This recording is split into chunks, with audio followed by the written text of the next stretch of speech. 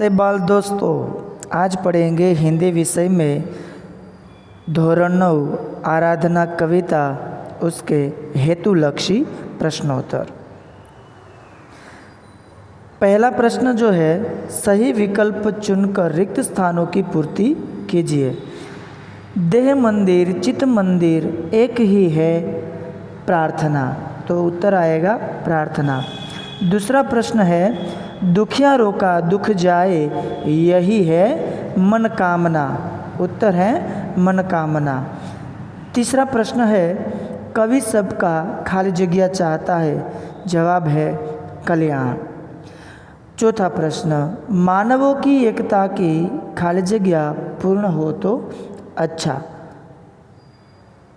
भावना।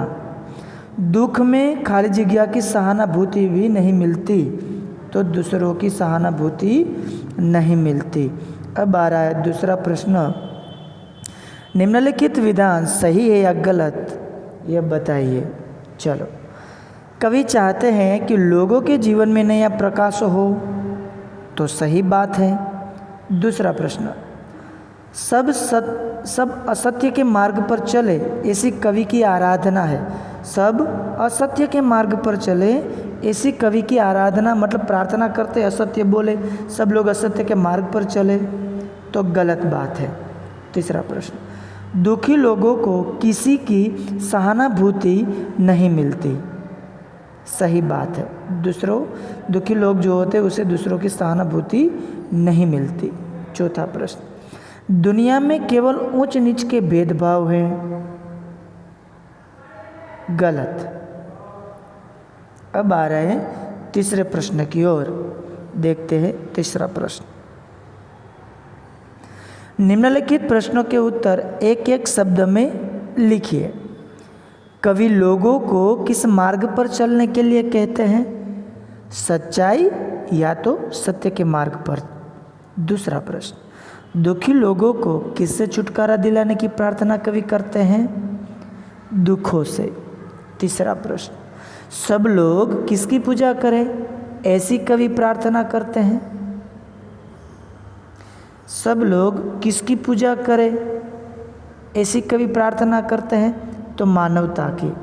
चौथा प्रश्न, मनुष्य के बीच क्या समाप्त होने की कवि कामना करते हैं, तो भेदभाव।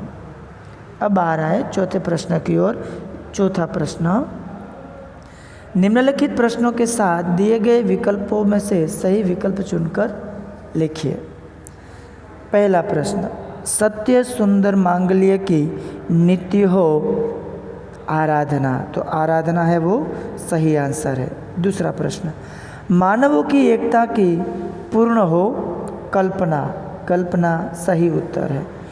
तीसरा प्रश्न, मुक्त हम चाहे एक ही खाली जगह की कामना, तो बंधुता की कामना सही उत्तर है।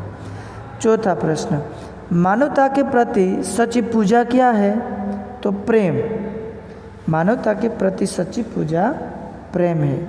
अब आ रहे हैं अगले प्रश्न की ओर। अब आ रहा है व्याकरण लक्षी प्रश्न। निम्नलिखित शब्दों के पर्यायवाची शब्द लिखिए।